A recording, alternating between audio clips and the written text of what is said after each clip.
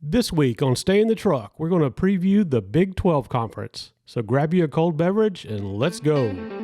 Welcome to Stay in the Truck, the ultimate podcast for sports enthusiasts and avid gamblers alike. Each week we'll provide you with invaluable insights, analysis, and tips to elevate your game. We can be found on all major podcast and social media outlets. See the show notes for details. Stick around to the end to hear this week's most boneheaded sports moments with our Stay in the Truck Awards. So let's jump right into this week's show. All right, Jeff, let's talk about the Big 12 Conference. Tonight, you and I are tackling this by ourselves. Our other boys here have family commitments. So we're going to just jump right into the Big 12. So this is the final year of the Big 12 as we know it. We know Texas and Oklahoma is going to be moving to the SEC in 2024. RIP. Yeah. But new to the conference this year, we've got BYU, UCF, Cincinnati, and Houston. So last year, Big 12 had some successes. They had 9 bowl game appearances with a big win of 2 games, 2 for 9 out of the bowl appearances. Mm-hmm. And then this year, they're starting 3 teams in the top 25 AP poll. That's TCU, Kansas State, and Texas. So let's jump right in here to the defending champs, the Kansas State Wildcats. Kansas State, they pulled the little upset off against TCU to win the Big 12 last year in overtime. This year, they're 6-1 to win the conference. They got a season win total of 8.5. If you want to go over, you got to lay 180, and if you like the under, you can get like plus 145. So they got them ranked 14th for the top 25 AP poll this year. Yeah, Chris Kleiman, he's back for his 5th year. 30-20 at Manhattan down there, where it's really hard to win, but he's a great coach, man. He's a great coach. He's got 8 starters coming back on the offense. You can see their numbers. I made a note here, their numbers, just how balanced they were last year. 2,947 passing yards, 2,916 rushing yards. So that just tells you the type of coach that Kleiman is. He wants to be that 50-50. He wants to control that clock, but he wants to be able to move the ball when he has to. He's a great coach. They get Will Howard. He's a senior. He's coming back, 1,600 yards, 15 touchdowns last year in 7 games. They lose their running back, Deuce Vaughn, to the Dallas Cowboys. He had over 1,600 yards and 9 touchdowns. So that's got to be replaced. And they got a sophomore in Giddings that, he had 6 touchdowns last year. They get a transfer from FSU, Trayshawn Ward, which people were huge on him 2 years ago down there in Tallahassee. But they get him to come over and, his 600-plus yards and 7 touchdowns. So, replacing Deuce Vaughn is going to be hard to do. But it looks like they're going to have a decent shot at least coming close to, keeping the ground game intact. Senior wide receiver comes back. They get a transfer out of Iowa that's a deep threat in Keegan Johnson. Tight end, he's a junior, more or less, in there, 31 receptions. So, he does get involved. He does get involved. When you get 31 receptions, 447 yards, you're definitely involved. They got 5 back on the offensive line, and that is really key to their whole offense right there. Because senior quarterback and a lot of protection up front, that's experience, that's good. Yeah, it's good, and 5 starters back on their defense, solid rotation across the front. Their leading tackler, Austin Moore, returns as a senior. The big problem with them is in the backfield. Kobe Savage comes back as a safety. He's a safety at 45 tackles and 3 interceptions, and after that, we're not sure about the cornerbacks. Yeah, they lost their Big 12 Defensive Player of the Year defensive end Felix Anaduke Izuma. Is that how you say that? Sorry, pretty close. Yep. He went first round to the Kansas City Chiefs, so that's going to be some big shoes to fill. Yeah, to me, just looking at this, they have the 18th toughest schedule in the nation. Okay, of course, Southeast Missouri State, they're 4 touchdown favorites. That's a FCS team that should be a good practice for them. That's a good warm up. And then they get Troy in there, who we talked about them a couple of weeks ago. You know what we know, Troy can play defense if nothing else. Then they got to go to Missouri, and to me, that game right there, because we'll talk about Missouri in a couple of days here, but that's a big game for this Kansas State team.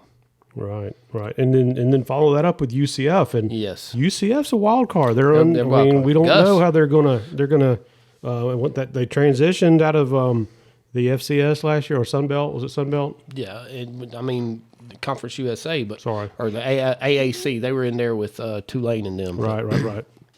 But that's Gus, though, man. Malzahn's an experienced SEC coach. He played for a national championship. He won one as an offensive coordinator. So, look, Troy, Missouri, UCF, they get a week off. Then they got to go to Oklahoma State. Then they got to go to Texas Tech. Then they get TCU.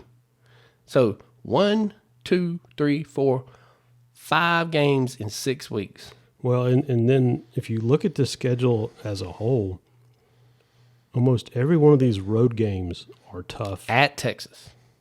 At Kansas. At Texas Tech. At Missouri. Yeah. I got them going 6-6. I took the under at the plus money. I took under 8.5. You just look at the defense, man. It's not so much the offense. They're going to run the ball. And they don't turn the ball over a lot. They never will was climbing there. He's just not going to have it.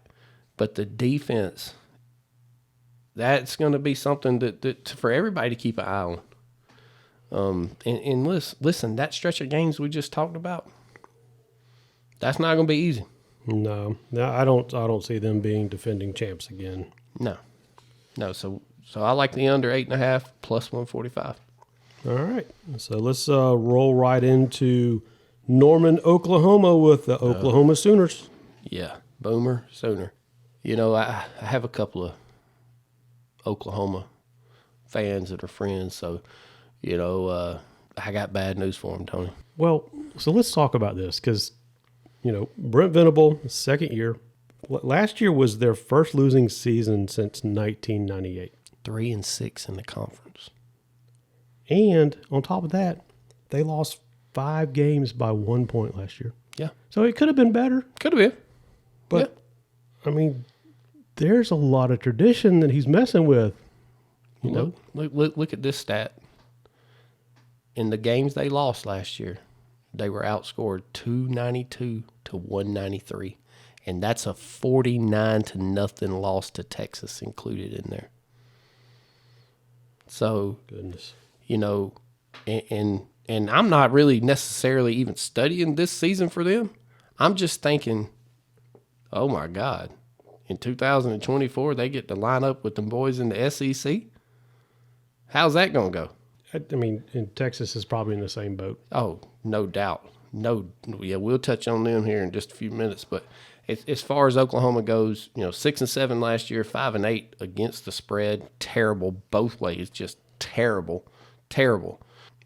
7 starters come back on offense, but this is an offense that was they averaged 33 points a game, 474 yards a game, and they get Dylan Gabriel.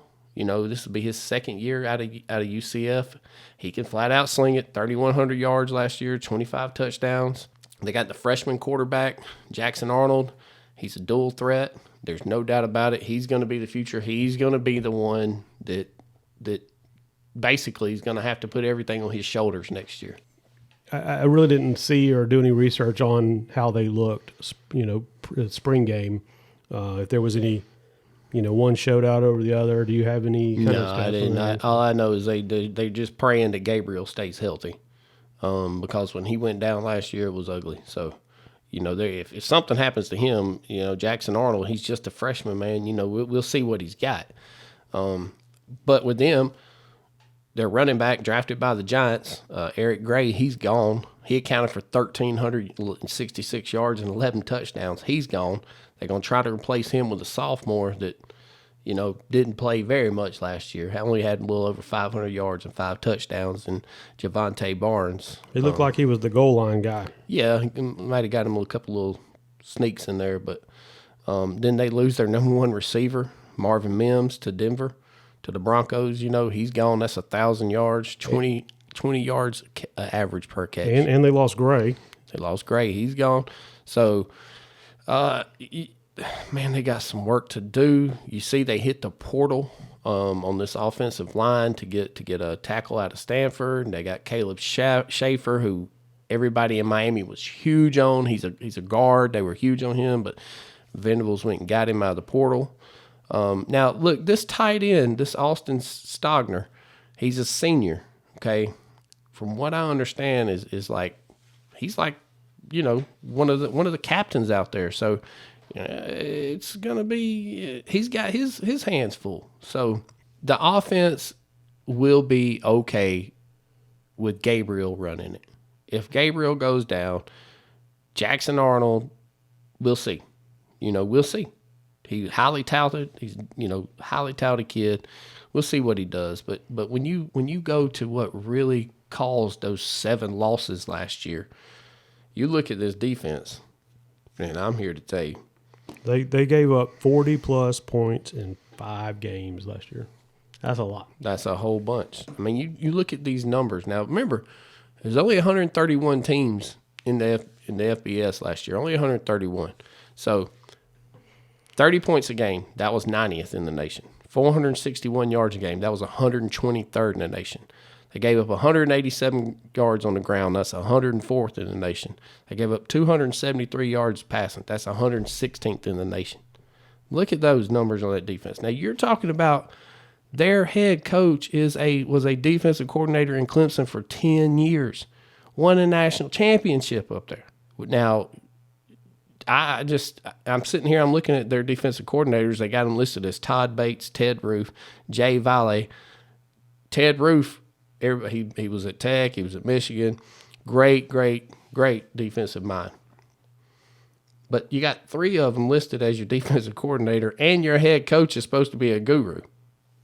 And you look at these, I mean, it's crazy, man. 2 seniors back on the line, linebacker, Stutzman, 70 tackles last year, 3 sacks, 2 interceptions. He's Big 12 all-conference? Yeah, he's a good one. He's a good one. Look at the secondary. Woody Washington, he's a senior, okay. They get a safety out of Houston to come over. They got Bowman coming back, 37 tackles and 3 interceptions. Then you got this freshman, McCullough. They say he's a safety, free safety, I believe. He's a safety, but they say he is a playmaker. Like he loves to be around the ball. So he's going to have to be, because I'm sitting here and I'm telling you right now, they gave up 273 yards in the air last year. Do you think the teams are going to try them again? I would imagine. They got another freshman, Peyton Bowen, back there. They got their hands full. They had the season win total set at 9.5. There's Tony. I'm sorry. I don't see it. We know they're favored in every game except for the Texas game. Yeah, but yes, Arkansas State. Yes, SMU. Yes, Tulsa. And I'll give them Cincinnati. I'll even give them Iowa State. After that, Texas, UCF, Kansas, Oklahoma State. I went ahead and took the under at 9.5. If they go 9-3, so be it. That means they won 3 more games than they did last year. So realistically, is 8-4 realistic, or is that? I mean, look, early the schedule is doable. What's going to happen is when they run up on Texas on October 7th and they get mollywopped, is that going to send everybody in the downward spiral? What'd you say? Mollywopped. I don't even know what that means. Boat raced. There you go. Whichever one it is. I've never heard of mollywop. Yes. So, when that happens, is that going to send everybody in the down? That could be the beginning of the end for them. And if they win 10 games, so be it, man. They can come get my money. But I'm going to have to see it to believe it. So we'll go under 9.5. All right. Good stuff. All right, let's move on to TCU. Oh, man, when we last left TCU, Stetson Bennett and the boys were still running. I believe Carson Beck even got in there at the end of that game, but finished the season last year 13-2. Best season in probably 10 years, Yep. Finished number 2 on the top 25. Yeah. They were 13-2 straight up, 10-4-1 against the spread. They scored a lot of points, so they covered a lot of games. Right. They got Sonny Dykes, Big 12 2022 Coach of the Year. Yep. He was 9-0 last year in the conference. Think about that. He won every conference game until he played for the conference championship, and he got beaten overtime by Kansas State. But what had happened was Dabo was not happy with the play calling anymore at Clemson. So Dabo gets his boy Garrett Riley, the offensive coordinator for TCU, to come on up there to Clemson. But what Sonny Dykes did was brilliant, going to get Kendall Browse out of Arkansas. That was a great comeback. Great hire for them. So they got Chandler Morris coming in. He was a starter in 2022. He did get hurt in the first game against Colorado. First quarter of the game, I believe it was. And Dugan took over. They get a transfer from Alabama for running back in Trey Sanders. Kendre Miller was their running back last year. He accounted for 224 carries, 1,399 yards, and 17 touchdowns. He's playing with the Saints now. That's a lot of production you got to come and match. Well, on top of that, they lost their entire wide receiver group. Well, Quentin Johnson, the Chargers got him. That was 60 receptions, 1,069 yards, 6 touchdowns, and he averaged 17.8 yards per reception. You're talking about 2 NFL studs. Looks like they jumped into the transfer portal. Look, and where did they go? Straight to the SEC. JoJo Earl from Bama, Jack Beck from LSU. They got a J.P. Richardson kid out of Oklahoma State, and they said he did show out in the spring game for TCU. They're going to expect a lot out of Richardson. Well, luckily they've got tight end Jared Wiley. He's a senior, all Big 12 coming back, so that'll help a little bit. Yep. You look at your offensive lines, they went and got Tommy Brockmeyer from Bama. And any time you can get an offensive lineman from Alabama, that's nothing but a plus. Nothing but a plus. So, solid on offense. They averaged 39 points a game last year. It's going to be very hard to do that. You look at some of these games they were in, some of these one-score games they were in last year. You got to think, is that going to flip on them this year? You go down to that defense where they have seven starters returning. In their 2 playoff games, first one against Michigan, that defense allowed 342 yards in the air and 2 touchdowns, 186 rushing yards and 3 touchdowns. Against UGA, 335 yards passing, 4 touchdowns, 254 yards rushing, and 5 touchdowns. And you got 7 of them boys coming back. So you look at that. They didn't have a pass rush. They're probably still not going to have a pass rush. The best one they had, Dylan Horton, he got drafted by the Texans. So he's gone. You look at their linebackers. They get a junior back. They get a senior back. Okay. Both Big 12 all-conference. Yeah, that's great. You get a senior cornerback. He had 3 interceptions last year, Josh Newton. They bring in the kid, Avery Helm from Florida. He's a strong safety. Perry and Bradford are going to be there too. But they played 5 games last year by 1 score or less. Okay? They won. They got those 5 games. That's not going to happen again. And I went ahead and I took under 7.5 wins on TCU. I'm looking at the schedule here. So starting October, their final 5 games, none of them were a cakewalk. No, that's a tough finish. They're underdog in what, 4 out of those 5? Yeah. And where they're favored, it's against Baylor by 3 points. Yep. That's.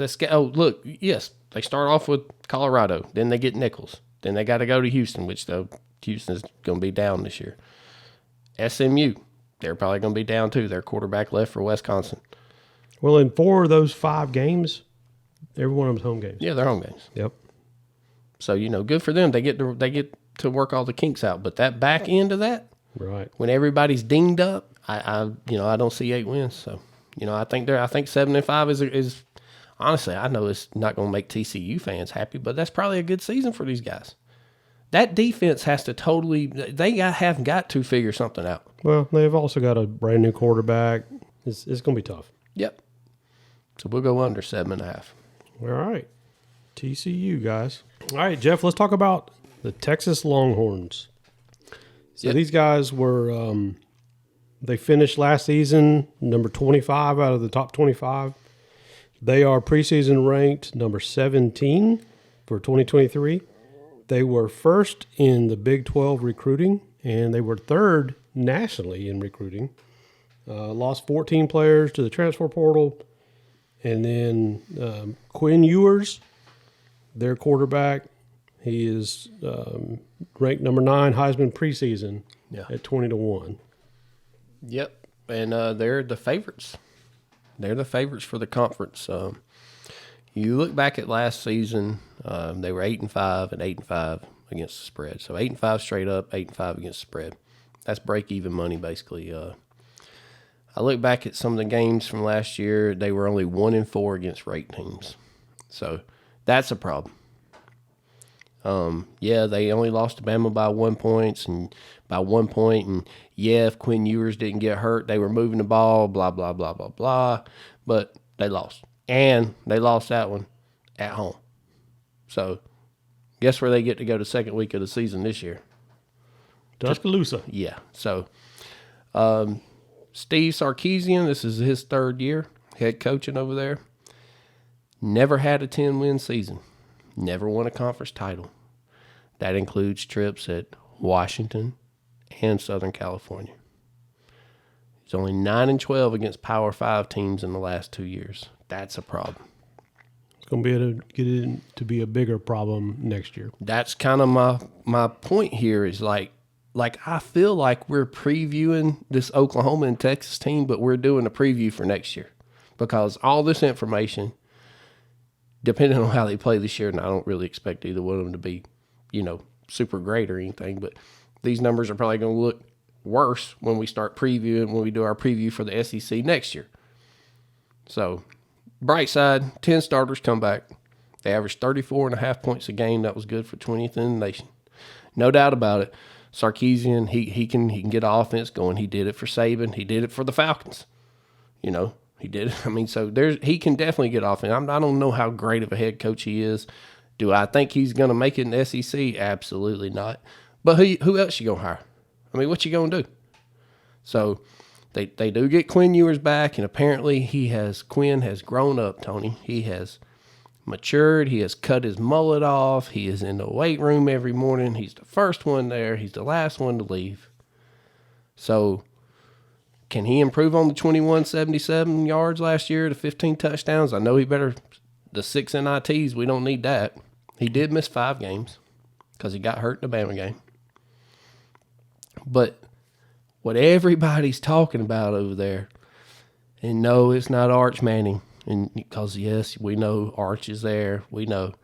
But this Malik Murphy, this freshman out of California out there, 6'5", 230, pro style. Had 100. A big boy. Yes. Reminds me of Cam. Reminds me a lot of Cam. Even looking at him on film reminds me of Cam. Got that gun for an arm that Cam had too. 165 yards in the spring game. He had a touchdown. I haven't seen him. Is he dual threat like Cam? No. Now listen, he can run, but that's not what he wants to do. He wants to stay in the pocket. He wants to put the ball downfield. That's what he wants to do. And that's what Sarkisian wants him to do. No doubt about it. So, I don't want everybody to get this, crazy idea in their head about if Ewers goes down, hey, Arch is going to get the ball and he's going to be running the ship there, because it's definitely going to be Malik Murphy. We'll find out the first game against Rice in the fourth quarter when they got them blown out by 4 touchdowns. So yeah, we'll find out who comes in. Yeah, and I could be dead wrong, but I'm pretty sure you're going to see Arch over there holding the clipboard. Malik Murphy is the future for this guy. Listen, if I'm going to the SEC, that's what I want. I want that quarterback right there. If whatever, and like I said, man, he had a great spring game. They say he make every throw, so we'll find out. Of course, Bijan Robinson, the great running back, he got drafted by the Falcons. Roschon Johnson, the other running back, got drafted by the Bears. So you're going to lose that production right there. So they got Jonathan Brooks. He had 5 touchdowns. Jaden Blue's a stud. Keelan Robinson's, he's a stud. C.J. Baxter, the 5-star from Florida. They say he will make an impact and he will play. So there's no lack of talent in that running back room. There's no lack of talent on that roster. You know, Texas can always get the players.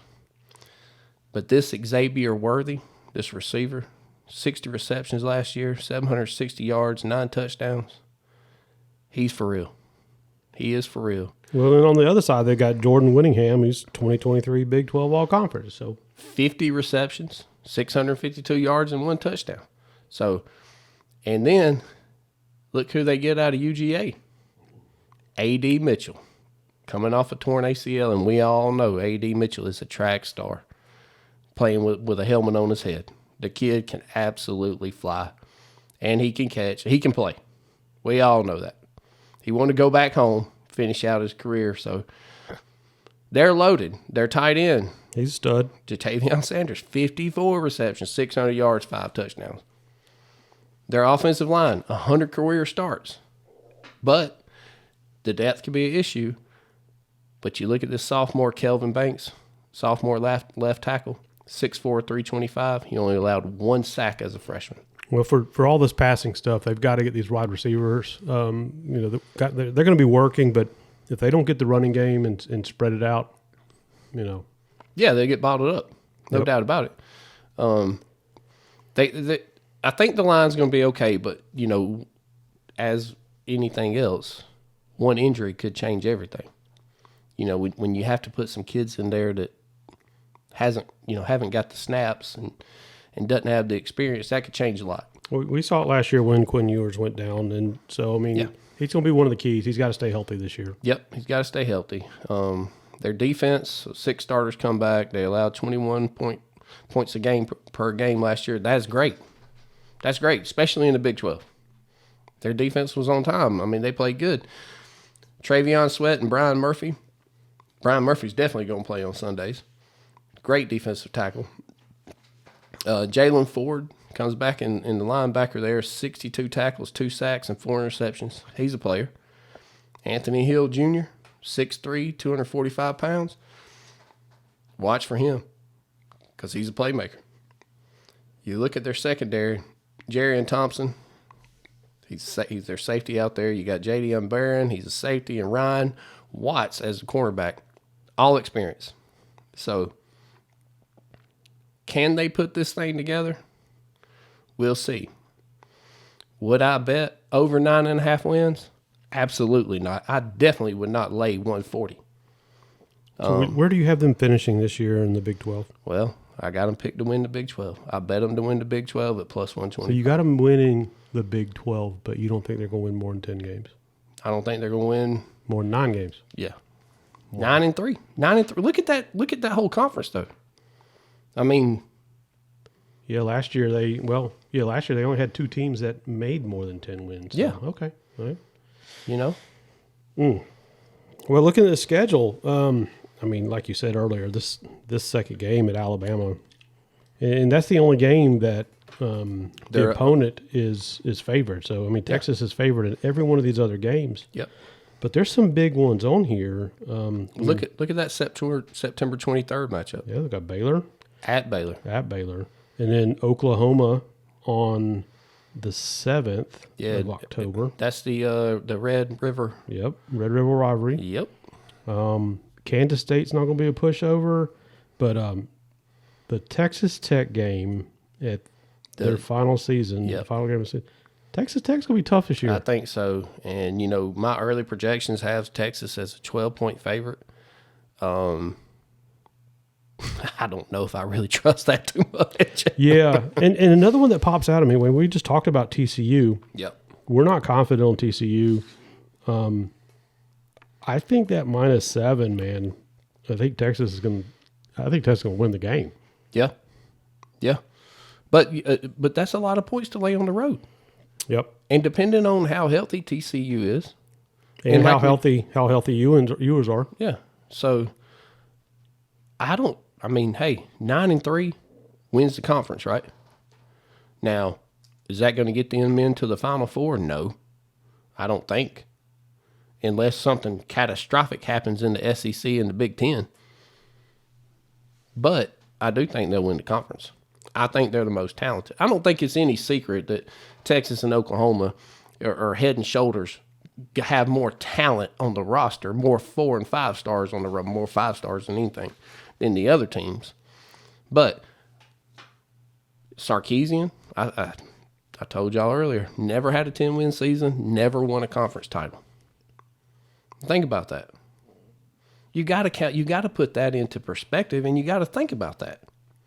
If he can't do it with this roster right here, at least get a conference title, then they got some questions they need to start asking. Yeah, I mean, if first in Big 12 recruiting and third in the nation, you got the tools. Well, listen, you got to be able to do something with them. And we'll talk about this on the next pod, but it's kind of like Jimbo Fisher is now, right? I mean, yeah, he got that, national championship at FSU, but heck, what has he done since then? So this is the most talented team the Big 12 that they have. So we'll see what they do. I would definitely not lay no 140. If you told me, hey, 9.5 at plus 110, yeah, I might put a little pizza bet on that, but I'm not laying 140 to watch them go 9-3. You know what I mean? And 9-3 they get to the conference championship, they'll probably win it. All right. All right, let's roll into Stillwater, Oklahoma. We're going to talk about the Oklahoma State Cowboys. Soon to be friend of the show, Mike Gundy, comes back for his 19th year.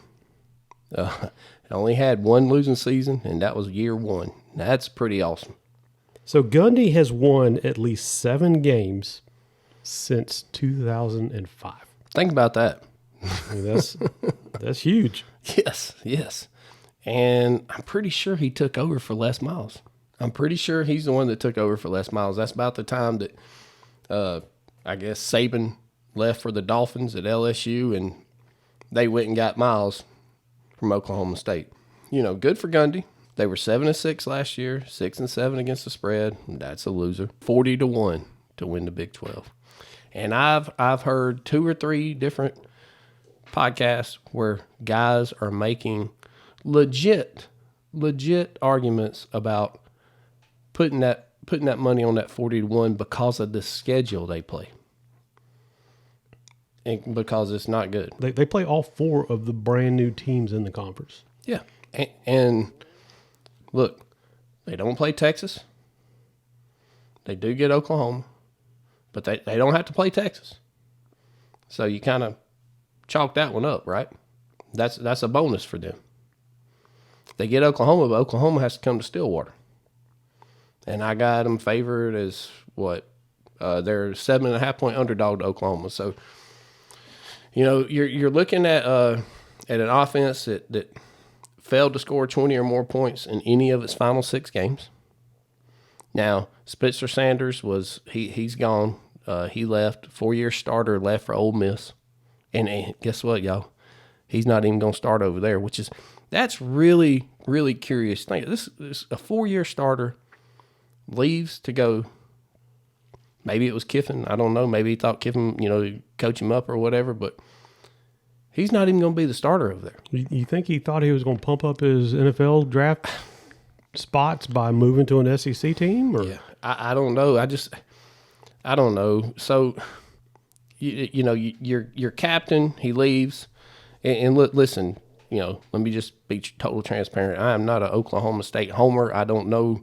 I'm sure somebody's going to hear this that is and going to tell me that, no, he wasn't all that or whatever. But he was a 4-year starter.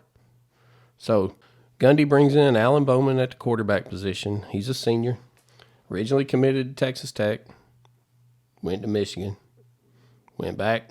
Now he's at Oklahoma State. What'd you say, Tony? He's 23 years old? 23 years old. 23 years old. He's from Texas, too. Yeah, he's one of them Texas boys. I think he can definitely run what Gundy wants to run. That's probably why he's there, right? I mean, he probably understands what Gundy wants to do. Garrett Rangel, this freshman, he threw for 711 yards last year, 4 touchdowns, but look at the picks, man.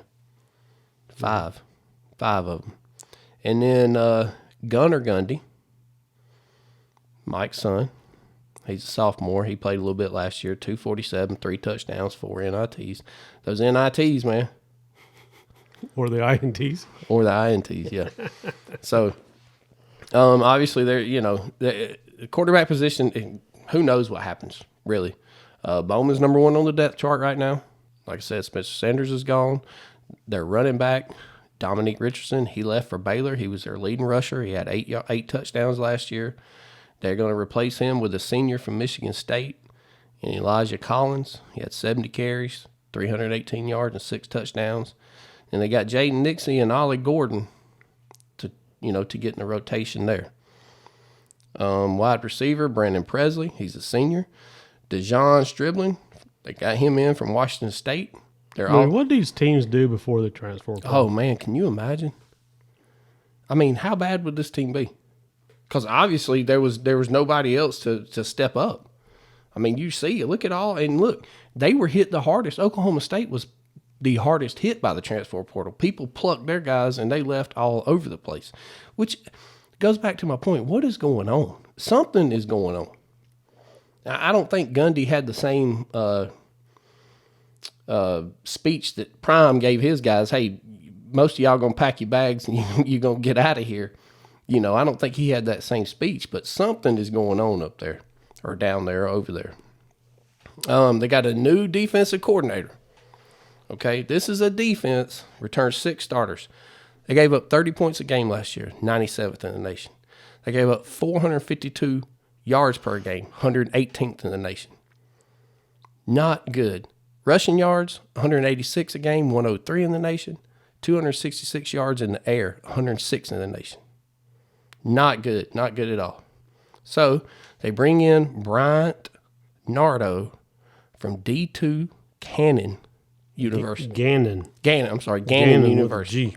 He must be a savant or something. But that defense is terrible. It's terrible. I don't know that it gets any better. Defensive line, we'll see what happens there. Nathan Latu, he's a defensive end. He only had 6 tackles, but he had 4 sacks last year. Justin Kirkland, big defensive tackle they bring in from Utah Tech. Their linebackers, Colin Oliver. He can play on the end. He can play on the outside, whatever. 19 tackles, 5 sacks. Their best linebacker, Mason Cobb, who had 96 tackles, 2 sacks, and 1 INT last year. He left for Southern Cal. Tackling is going to be a premium. Obviously, they didn't do a very good job of that last year. Look back at their backfield, their secondary back there. Kendall Daniels, he's a sophomore, 45 tackles, 3 interceptions. They got 2 cornerbacks in Corey Black and Cam Smith. I think it's a mess. All that being said, I went over 6.5 wins strictly based on that schedule.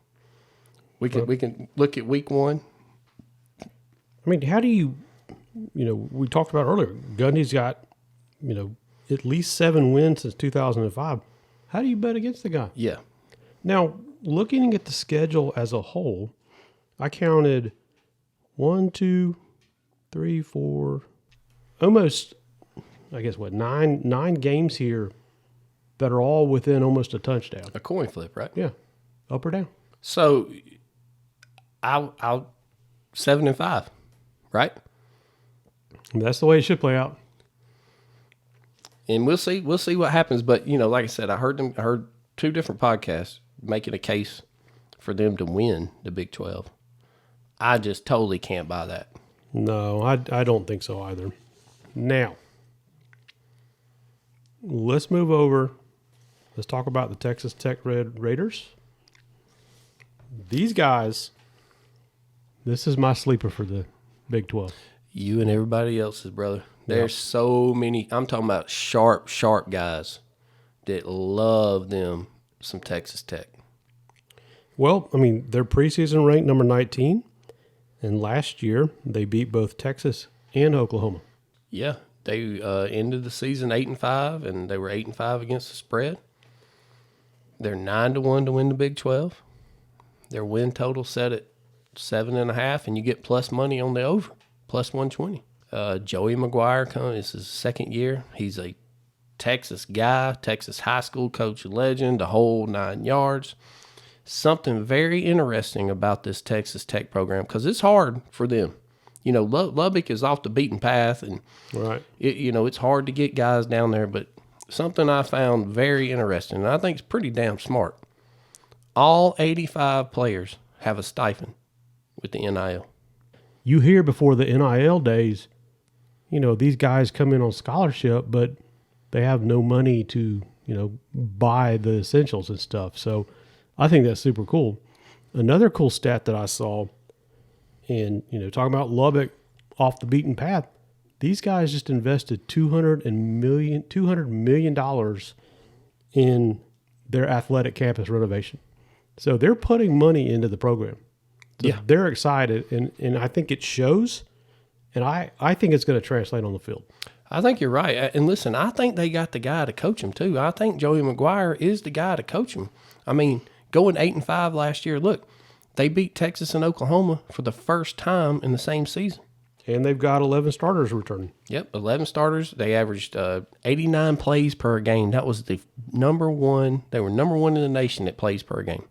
They've always been a team, even back to the Mike Leach days where, they run this tempo stuff. So, look, 462 yards, 34 points a game. They led the Big 12 and over 300 passing yards per game. The offense was, very efficient. Zach Kitley, it's his second year as offensive coordinator. He coached Bailey Zappi, which everybody knows now. Bailey Zappi took over from Mac Jones on the Patriots last year when he went down. Bailey Zappi set records at Houston Baptist. He was great for his 1 year at Western Kentucky. But Zach Kitley's the one who, he got him there. Tyler Sugg is a senior, the quarterback. He can sling it. He can run too. But he's got to stay healthy. He's only played 22 games in 4 years. That's not good. Well, he's also a transfer from Oregon. Oregon, yeah. And they got them on their second game. Yeah, it's going to be interesting. They got a sophomore in Brendan Morton, 1,100 yards last year, 7 touchdowns, 6 interceptions. Here we go again with the picks. Their running back, Tajay Brooks, he's a senior. 147 carries last year, 700 yards, 7 touchdowns. Got a sophomore in Cameron Valdez. Hold on. It's not Cameron. Cameron. This is Cam-Ron. Cameron Valdez. Love it. Yeah, he's a sophomore. They really like him. Jordan Bradley, 744 yards, 6 touchdowns. And as a receiver, Miles Price, receiver, 500 yards. Xavier White, 572 yards, 3 touchdowns.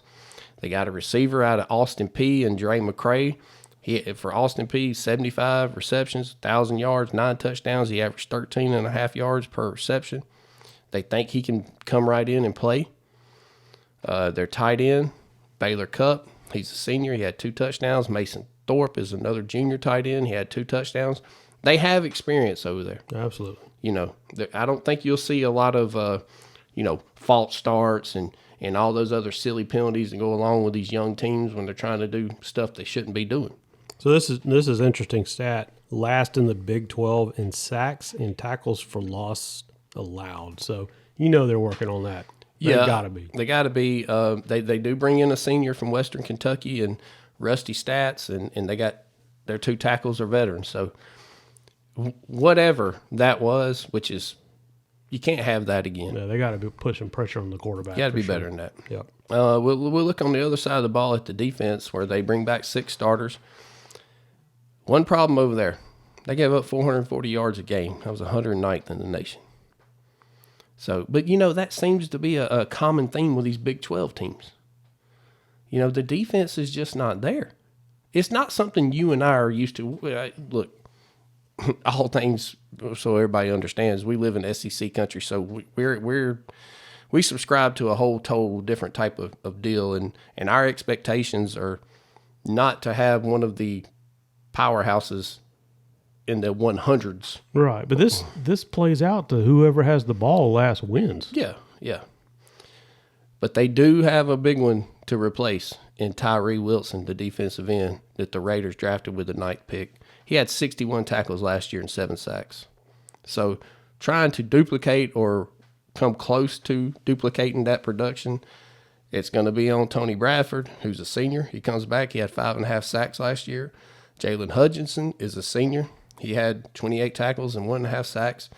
Them two combined isn't even close to what Tyree did, but they're going to have to be. You know, you look at the linebackers, senior linebacker, and Josiah Pierre and Jacob Rodriguez is a junior linebacker. All right, so now we look at their backfield where they get a senior back in Taylor Demerson. Dadrian Taylor Demerson, senior safety, 53 tackles, 3 interceptions. Tyler Owens, a senior safety, 14 tackles, 1 interception. You look at the cornerbacks, and Rashad Williams, he had 28 tackles and an interception, and Malik Dunlap is another senior, 27 tackles and 1 interception. They've got experience here. These guys have all, they're all seniors except for one of these guys, Jacob Rodriguez. You got to think they've got to be able to improve that stat. Well, listen, when you give up 439 yards a game, that's a problem. When you give up 180 yards rushing, that's a problem. When you give up 260 yards passing, that's a problem. So they got to be better in that aspect. But again, if they're going to score 40 points a game, well, then the defense is going to give up. That's going to happen. You know, they're going to be on the field the whole time. So they're your sleeper. There are a lot of people's sleepers. For me, I do like the over 7.5 wins. I look at that schedule, the second week of the season. Yeah, Oregon. Well, look, even the first week, okay, September 2nd, they go to Wyoming. I got them as a 12.5 point favorite. Wyoming's never been an easy place to play. But they get them early enough to where it's not 5 inches of snow on the ground, you know, so they can kind of go up there and play their game, you know, their game of up-tempo, spread them out, hey, let's go. I think they'll handle that. They'll handle that okay. Look, hopefully for us bettors, that game's closer than people expect. So then in week 2, because I think we both like them getting points against Oregon, hopefully in week 2, that line will be a little more than 3.5, and we'll just have some gravy.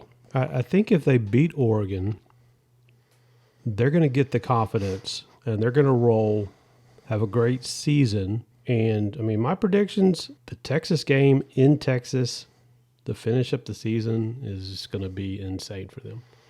That's going to decide, I think, who wins this conference. So after Oregon, I think I got them as an underdog to Baylor, and they're 1.5 point underdog to Baylor, and then to end the season to Texas. So they're favored in all the other games. I like them. I like them to make a push, and I think over 7.5. I can see this team being 9-3. Maybe that's the ceiling. Maybe 10-2. But it all depends on that Oregon game. Yeah, like we said, last year they had literally 2 teams in the entire conference that won more than 10 games. Yeah. We'll see. I agree with you. The Oregon game is going to be key. Yep. And then that's going to kind of dictate their mindset, I think, for how the season flows out. Yeah, well, listen, September 2nd when they go to Wyoming, I want my eyes on that TV. I want to see what's going on. I want to make sure that Sugg doesn't get hurt. I want to make sure that they're clicking, that defense has at least improved just a little bit. Just give me a little bit, because when Oregon comes to town, Bo Nix is not going to be playing around. He's going to move the ball. He's going to run. So I know you're a Bo Nix fan, being an Auburn guy and everything, but he's a scrambling machine, but I'm not a fan. I think he was second in the Heisman last year. Wasn't It doesn't matter. Something like He's that. just still, he's never. He likes that backyard football, right? Well, I think he's unpredictable. He is. But look, listen. But he wins. Gus didn't give him a whole lot to work with either. Now, Gus decided he wasn't going to recruit no more, and to hell with all the boosters at Auburn, and he didn't care no more. And you're talking about Bo Nix's dad, Patrick, played at Auburn. Is Auburn? You know, they bleed orange and blue. I mean, right. You know, so right. Good for. I was surprised when he left, to be quite honest. But yeah. So all right. Over 7.5, guys. Get that plus money while you can. Yeah, and again, I'm gonna go ahead and reiterate. This is my my Big 12 sleeper prediction. So, all right, we're going to move on to Central Florida. We're going down to Orlando for the UCF Knights. To the bounce house, baby, and Gus Malzahn. Oh, they're new to the Big 12. 9-5 last year in the AAC, 7-7 against the spread. Gus didn't have a good year. He didn't have it. I mean, he didn't. 25-1 to win the Big 12, which shows you they do kind of respect him a little bit. They just don't know. They don't know. Nobody knows. We never know about Gus. We never have known about Gus. That's why Auburn fans are still like, what happened? How was that so bad? But I digress. They got their win total set at 6.5. You got to lay 170 on that, and you can go under at plus 140. This will be Gus's third year, first season in the Big 12. He's bringing back 8 starters on his offense. They average 228 rushing yards for 9th in the nation, which is a Gus thing, no doubt about it.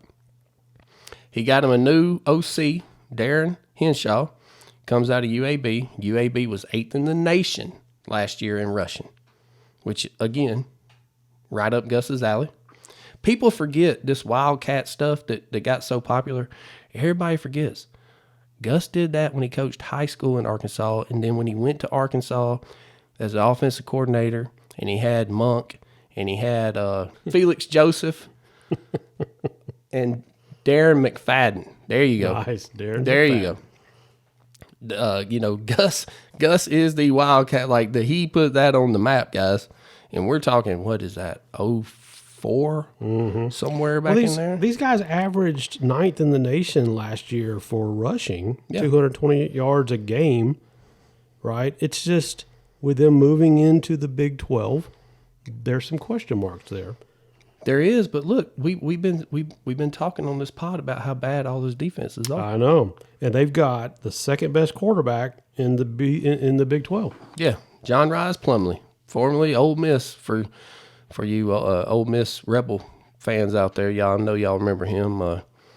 Last year he had 2,586 yards, 14 TDs, 8 interceptions, and on the ground he carried the ball 159 times for 862 yards and 11 touchdowns. He led the team in rushing. This kid's an athlete. He is an athlete. Absolute athlete. Look, he plays baseball too, guys.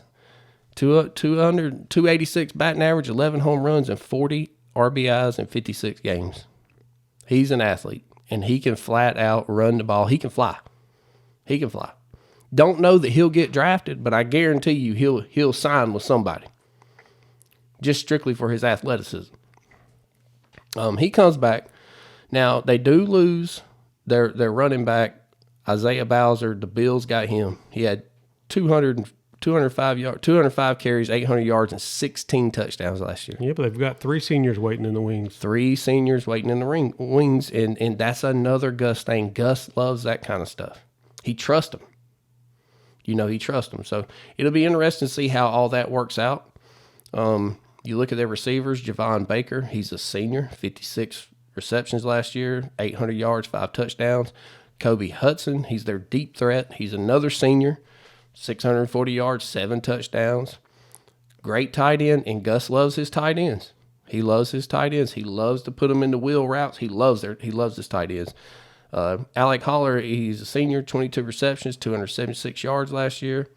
Offensive line, they returned 2 starters, a senior guard and a senior left tackle, and a right tackle that they get out of Kent State, and Marcellus Marshall. So just from the offensive side, I think Gus will be fine. As long as Gus doesn't try to get too cute. I think they'll be fine.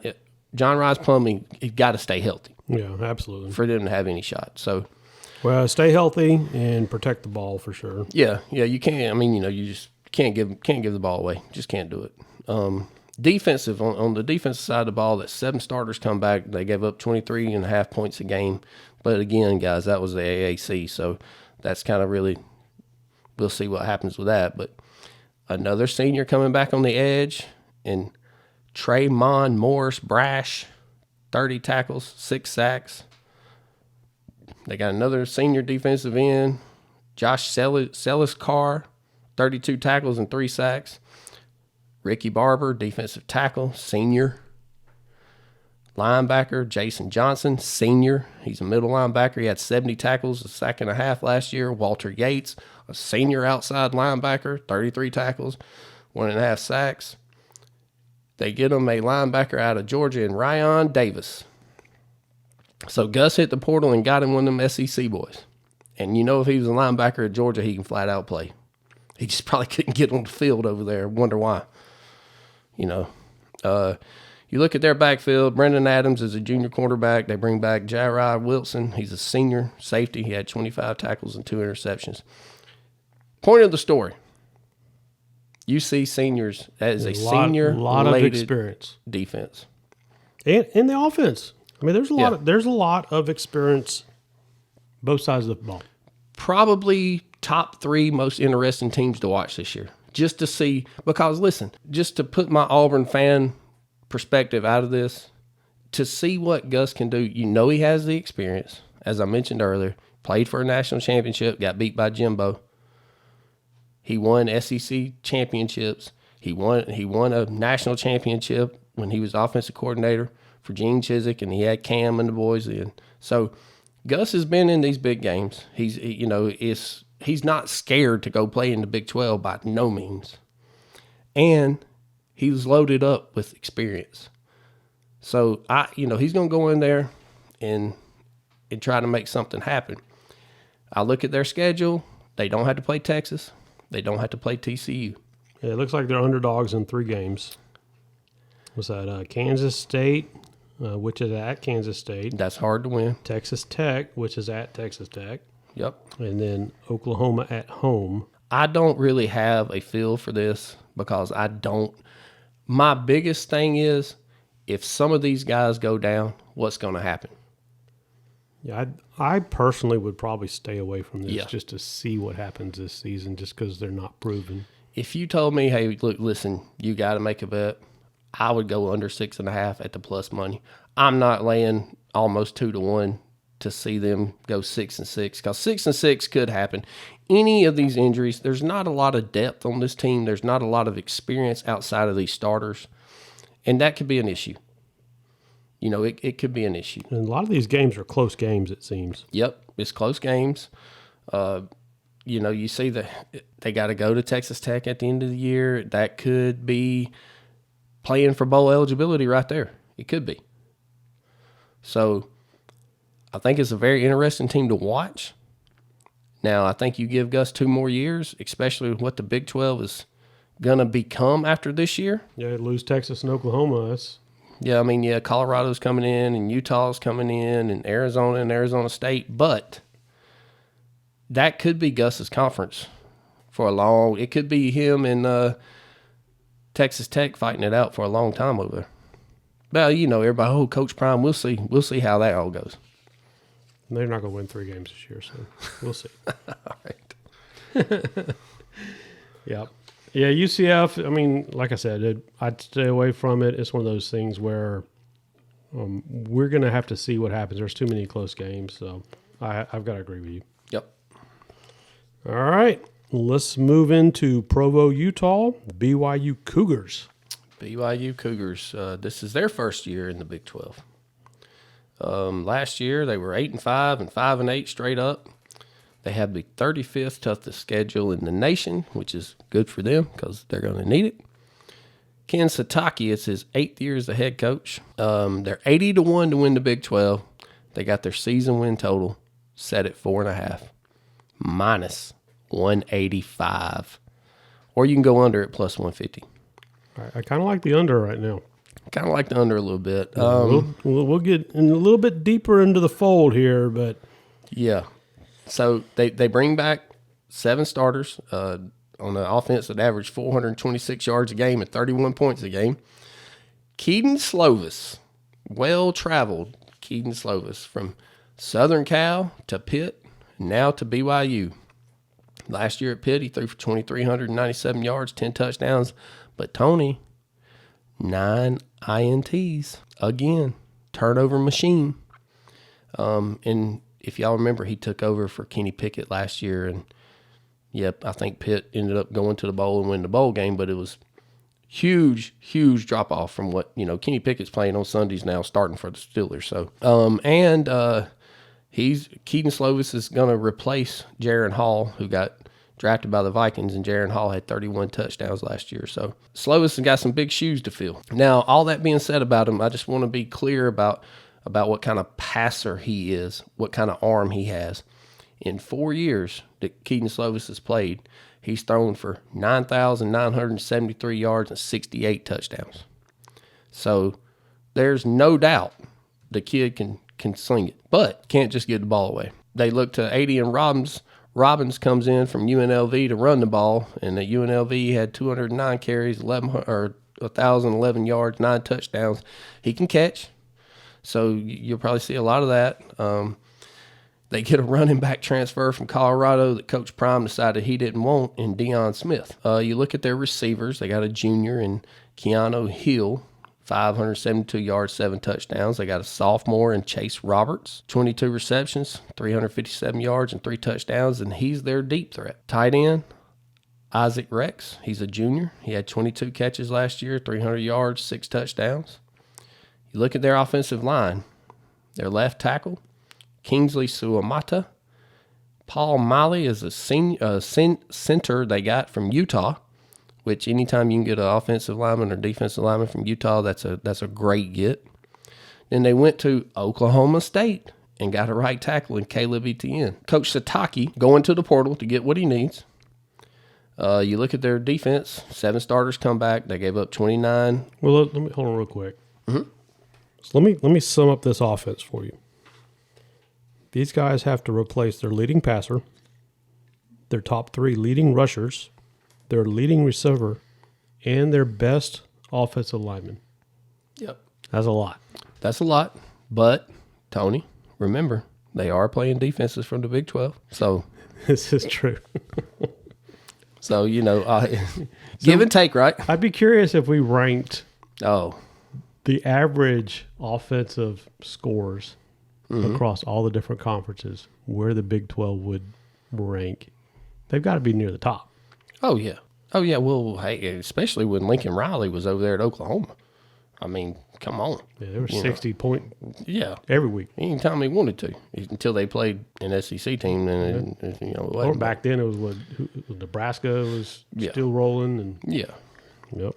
On the defensive side of the ball with the 7 starters, they got a new defensive coordinator in Jay Hill. Got him out of Weber State. He's got some work to do. Yeah. I mean, these guys gave up 20-plus points in every game last year. Yeah, every game. Every single game. So, I don't know how you fix that, but maybe Coach Hill can figure out something. Tyler Batty, their defensive end, 29 tackles and 2 sacks. They get a defensive tackle out of Boise State and Jackson Cravens. And they get another defensive end out of Boise State and Isaiah Bagna. Hitting the portal, trying to build the defense up. Linebackers, Ben Bywater, 31 tackles, 1 sack. Max Tooley, 33 tackles, 1 sack. He had 3 interceptions, so, he's got some hands. He's obviously aware of what's going on. Look at their backfield and their secondary, and Eddie Hackard out of Weber State, cornerback transfer. For Weber State, he had 50 tackles and 2 interceptions. Jaco Robinson, he's a cornerback, 34 tackles, 1 interception. Micah Harper, the safety, 62 tackles, and Malik Moore, the senior safety, with 9 tackles. Coach Sataki has got some work to do. He's got to figure out are they going to play in shootouts in every game they play? Because obviously, I don't think they're going to stop a whole lot of people. I went ahead and I took the under 4.5 wins at the plus 150. If they get to 5, so be it. They open up with Sam Houston and Southern Utah. So, they're 25-point favorites over Sam Houston and 34-point favorites over Southern Utah. So they get some warm-up time. But look, it doesn't go nowhere from there. It goes bad from there. These guys have Arkansas, Kansas, at Arkansas, at TCU, Kansas. Texas, West Virginia, and Oklahoma State, all on the road. Yeah. So that's 1, 2, 3, 4, 5, 6 losses, right?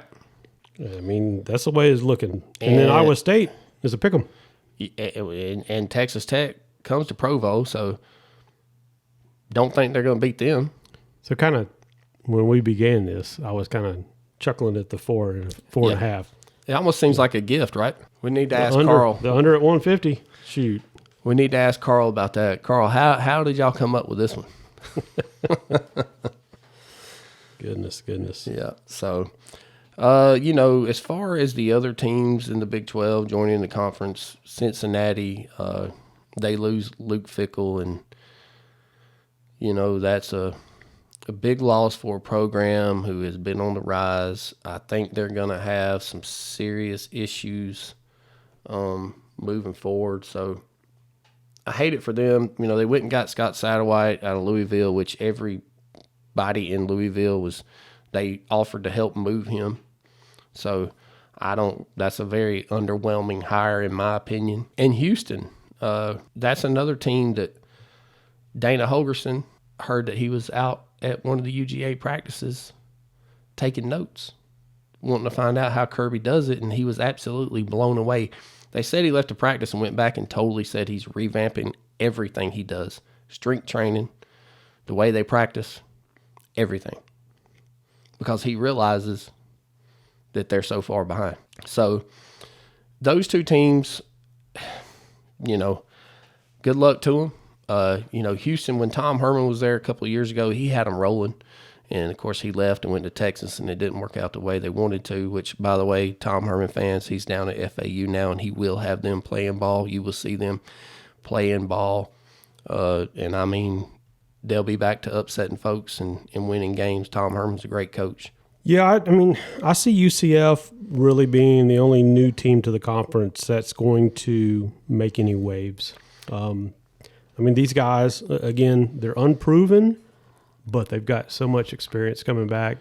They could possibly have a pretty good season, get a bowl berth. Well, but that all goes back to Gus being in the SEC and knowing what it takes, what kind of players it takes. But Gus cannot do Gus things. That's the problem. That's their problem. Is I love Gus and I hate Gus. He's got to have the tools. Yeah.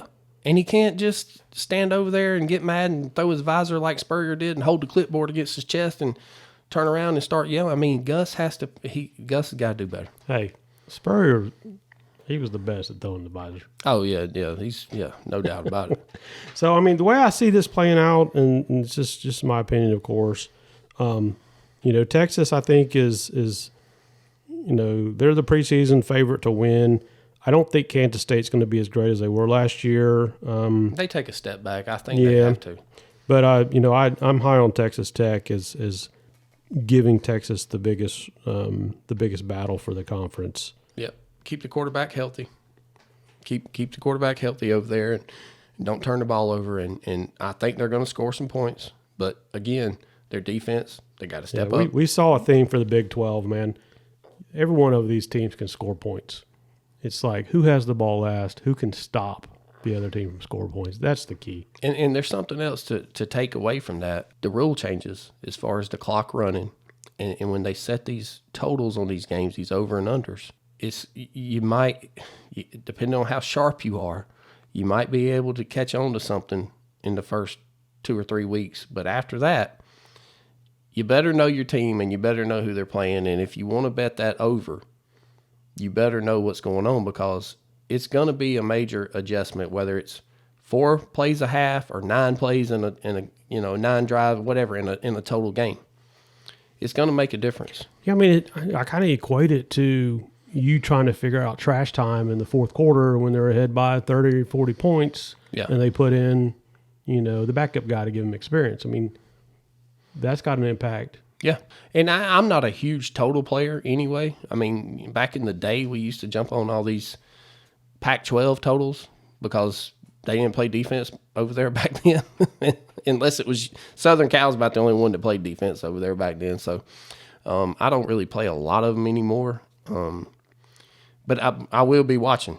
Absolutely. We definitely need to follow along to see what happens. It's going to be an interesting season for the Big 12. So yeah, listen, I've heard some sharp guys say that the books didn't adjust these early lines when they put them out, so they went ahead and took the over, and then I've heard some really sharp guys say, oh, they were off by 6 points or whatever, so they jumped on the under. Just all depending on what their models say, but we really won't know till, I'd say, about week 4 maybe.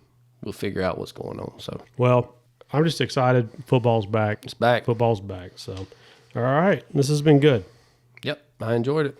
Hope you guys are ready, prepared. If y'all get these lines early, again, do not chase these lines. When you see something you like, get it. Go get it then. And then you can always play off of it if something happens later on. So, good luck to y'all. And we got, I think, Tony, we're going to drop the SEC? Yeah, we have SEC East and SEC West coming up. And then we'll also have our week 0 predictions coming up for next weekend. Yep. So let's transition to this week's Stay in the Truck Awards. My Stay in the Truck Award this week is Michael Oher. Everybody knows Michael Oher got famous from the story with The Blind Side. That movie came out in 2009. Feel-good football movie, one of the feel-good football movies of all time. Big stars, Sandra Bullock, Tim McGraw. Bunch of football cameos with Phil Fulmer, Lou Holtz, Houston Nutt, Ed Orgeron, Nick Saban, Tommy Tuberville. Everybody knows the story. Michael Oher is a homeless black teen, drifted in and out of school systems for years. This family takes him in, gets him into private school, kind of helps him develop his football career. He moves on to be a standout football player at Ole Miss, eventually playing for 8 seasons in the NFL for 3 different teams. We all know the story. Everybody knows the movie. Like I said, feel-good story, pulls at the heartstrings, and that was the end of the story. So we thought, right? As of late, though, there's been all this noise in the media. So on August 14th, apparently Michael Oher, he came out with this lawsuit against the Tuohys who took him in. And the lawsuit was in a question that apparently Michael Oher just found out that he wasn't really adopted, that they had fooled him into sign a document, blah, blah, blah, whatever the stuff. That happened on August 14th. Here's what people don't realize about this story, and I don't know if this is true or not, but it's kind of strange, right? On August 8th, if you go on Amazon, Michael Oher's new book dropped. How convenient. So, I mean, here you've got this, America loves this guy. This guy made $35 million in the NFL, career earnings. So now you got all this stuff that's coming out that's just like, whether it's true or not, whether it's a publicity stunt, I don't know, but it's kind of putting a bad taste in my mouth. It's staining this whole feel-good story of his whole life that everybody thought they knew about the guy. I don't know. We're going to see more about this. The truth's going to come out eventually. He's trying to sell books. I'm not real sure what the story is. Hopefully we'll get to the truth. We may not never know the truth, but it just doesn't feel right. It doesn't pass the sniff test. So At this point, Michael Oher, stay in the truck. Yep, stay in the truck. I'd heard something about there was a family text, and he had threatened that he was going to go public with whatever was on the family text chat and blah, blah, blah. And just so happens he got a book coming out, huh? How much money does he need? You know what's funny, though? While you're saying that, and this is great, but what runs through my mind is Ole Miss, Ed Orgeron. How much money did he make when he went to Ole Miss? And they didn't have NIL back then. Yeah, exactly. So, yeah, the $35 million in the NFL plus whatever they paid him to come to Ole Miss, and I guess he was block. I don't remember who the quarterback was back then. That was after Eli. So, but anyway, yeah, it's not good, man. Stay in the truck. Stay in the truck, Michael Orr. Yeah, that's a good one, Tony. Mine, and I'm going to preface this by just saying that, like, this, the sports bettors community, it's just a little bitty sliver of the piece of pie that we live in, right? There's not a whole lot of us, and there's some people that are just learning about it. Do y'all have a secret handshake? Not yet. Okay. Only when we're passing hundreds, but you know. Hundreds. Yeah. So, but Billy Walters, greatest sports gambler of all time, just got inducted to the brand new Sports Bettors Hall of Fame in the new Circa Sportsbook out in Las Vegas at Bet Bash last week. A guy named Spanky put on Bet Bash, who Spanky's probably the top gambler right now, probably the top sports bettor right now. Sounds like a road trip. Oh, yeah. I got to go see it with where they got the stadium swim out there. Yeah, that's amazing. So Billy Walters he put out a book with the great Armin Catane, who people know from 60 Minutes, and maybe he did some stuff with ESPN too, but he's writing a book. And in his book, he's detailing about the systems he ran. What some of you guys don't know, and y'all, if you get time, you can Google the 60 Minutes thing with Billy Walters. They did on him several years ago, and you can just Google his name, and you're gonna find out all kinds of crazy stuff. But Billy Walters was one of the first ones to come out with this computer group where they were using all these analytics and stuff, and he really revolutionized the way that the sports books had to make lines and keep up with line movements, and the famous Billy Walters head fakes where he would go bet one side just to move it so he could get more money down on the other side. So anyway, he's writing a book. The book's coming out, I think, next week or the week after that. Yeah, August 22nd. Yeah, August 22nd. So that's Secrets from a Life at Risk. Yeah. So Mr. Walters, in his book, there's some things in there about Phil Mickelson, and Phil Mickelson essentially didn't help him out when he got convicted of insider trading. Well, Mad Dog Chris Russo, one of the biggest sports talk people ever, probably the biggest. Him and Mike Francisco, they used to have this huge sports talk out in the Fan in New York. They were huge. And Chris Russo is a great baseball man. Take nothing away from him. He has high heat. He has a XM radio show. He's on MLB Network.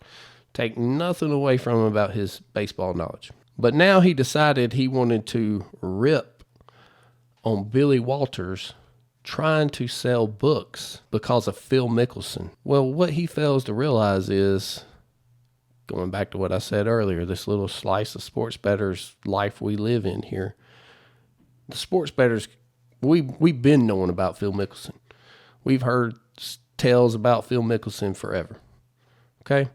And Russo, the big headline is Phil called Billy, wanted to bet $400,000 when the Ryder Cup was in Medina back in 2012. Well, we don't even care about that.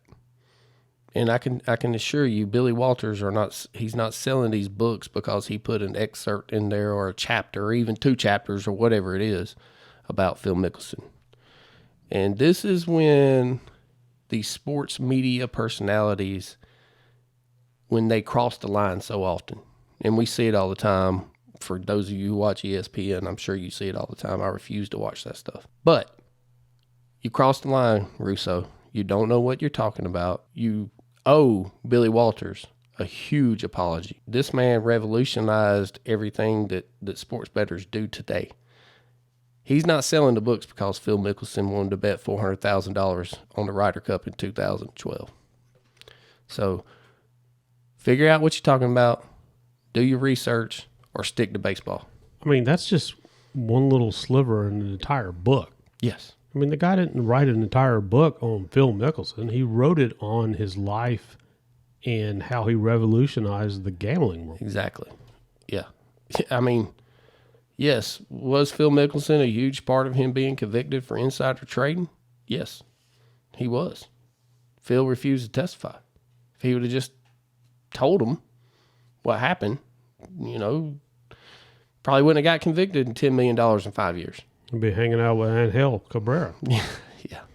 So, long story short, Mad Dog Russo, stay in the truck. Stay in the truck. That's it for this week's show. We really appreciate you tuning in. Please remember to like, subscribe, and leave us some comments. Let us know how we're doing. Stay in the truck.